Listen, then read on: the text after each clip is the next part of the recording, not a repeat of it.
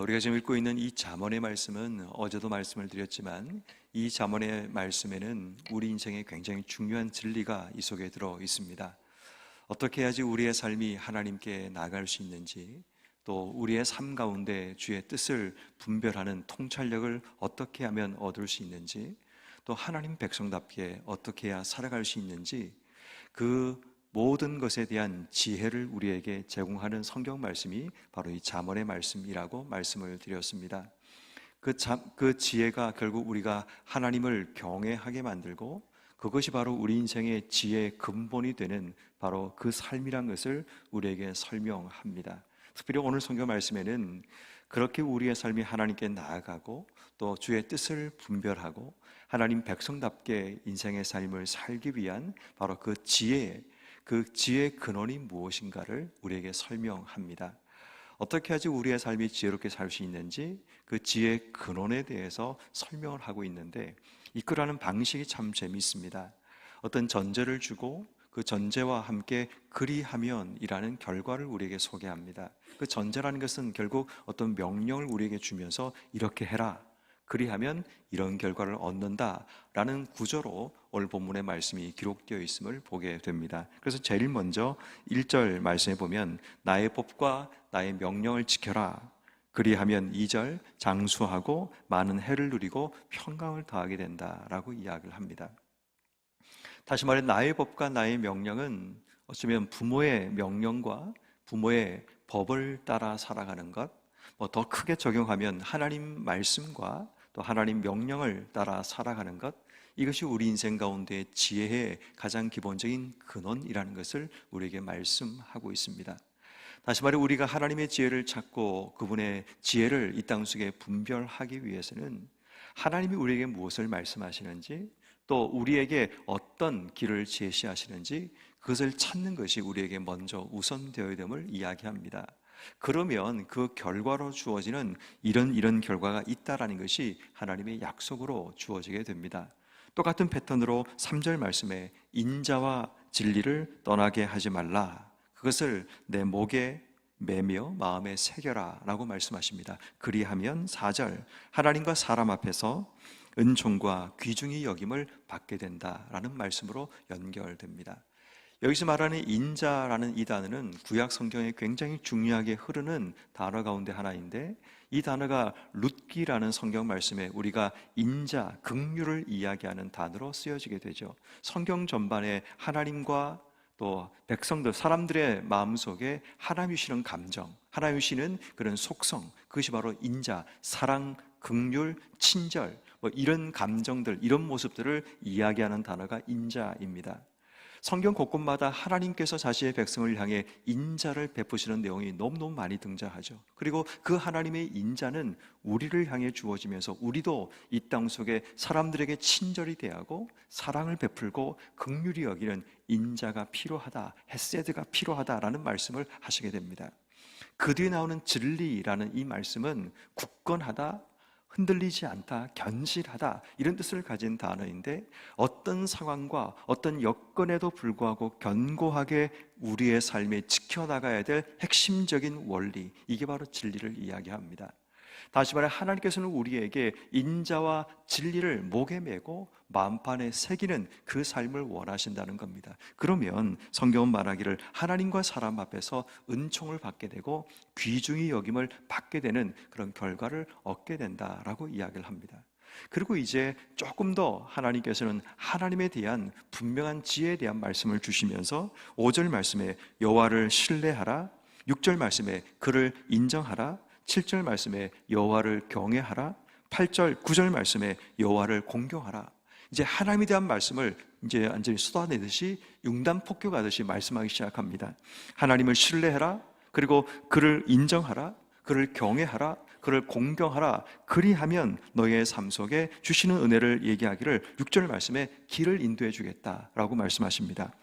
그리고 8절 말씀에 보니까 양약이 되고 보약이 되고 골수를 윤택하게 하겠다, 내 몸을 하나님이 건강하게 만들어 주시겠다라고 말씀하시고, 9절 말씀에 공경하면 10절 창고를 하나님이 채워주시겠다라고 말씀하십니다.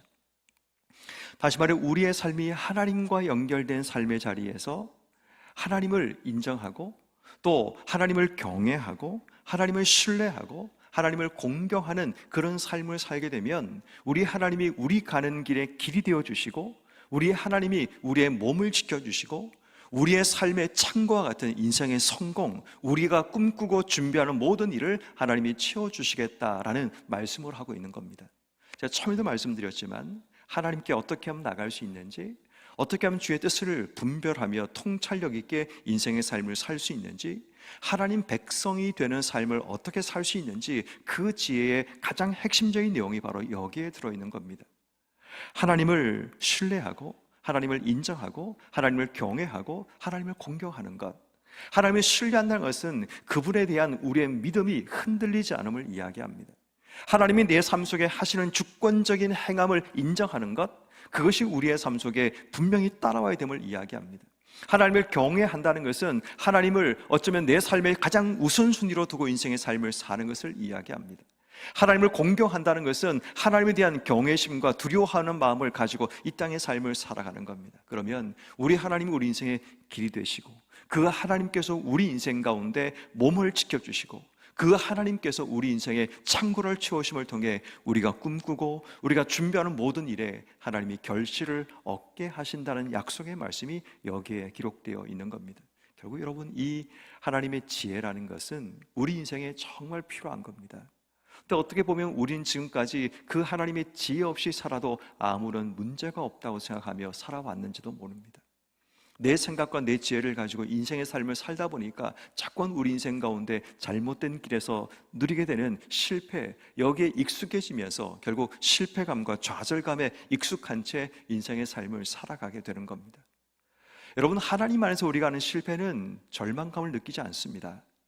근데 내가 했던 삶으로 인해 주어지는 인생의 실패 소리에 절망감을 느끼는 거지, 하나님이 나를 이끄시는 길 속에서 실패는 하나님이 나를 깨닫게 하시고 말씀하시는 분명한 메시지가 내게 주어지게 되는 겁니다. 근데 하나님이 없는 우리 인생에는 매일마다 절망감을 느끼게 되죠. 그리고 하나님에 대한 원망과 불평이 생기게 되는 겁니다.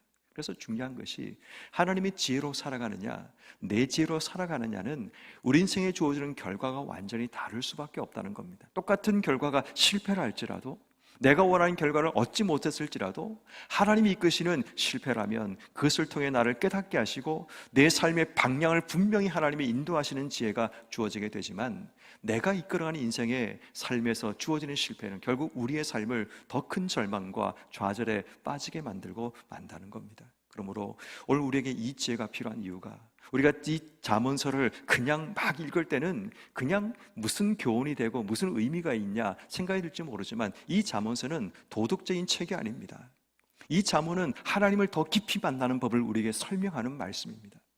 그래서 제가 계속 말씀드리지 않습니까? 이 잠언서는 하나님께 어떻게 하면 나갈 수 있는지, 어떻게 하면 하나님 뜻을 분별하며 통찰력 있게 이 땅의 삶을 살아갈 수 있는지, 어떻게 하면 하나님 백성답게 인생의 삶을 살 수 있는지, 그 기본적인 지혜를 지혜롭게, 정직하게, 공의롭게, 공정하게 이 방법들을 우리에게 설명하는 성경 말씀이 바로 이 잠언의 말씀이라는 겁니다. 그러므로 오늘 이 성경 말씀은 우리에게 무엇을 말씀하고 있습니까?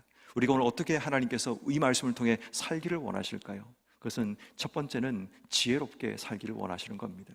바로 하나님의 지혜를 붙들고 살아가서 하나님께서 우리에게 주시고자 하는 바로 길을 걸어가고, 하나님께서 우리에게 주시고자 하는 바로 그분의 뜻을 발견하고 하나님 백성답게 인생의 삶을 살아가는 그 지혜의 핵심이 바로 오늘 성경 말씀인 1절과 3절 말씀처럼 하나님 말씀, 그분의 명령을 지켜 행하고 하나님의 속성인 인자와 긍휼, 그리고 하나님의 인자와 진리를 우리의 마음속에 새기며 살아가는 그 삶을 살아갈 때 우리는 하나님께 한 걸음 더 나아가는 삶을 살아갈 수 있게 되는 겁니다.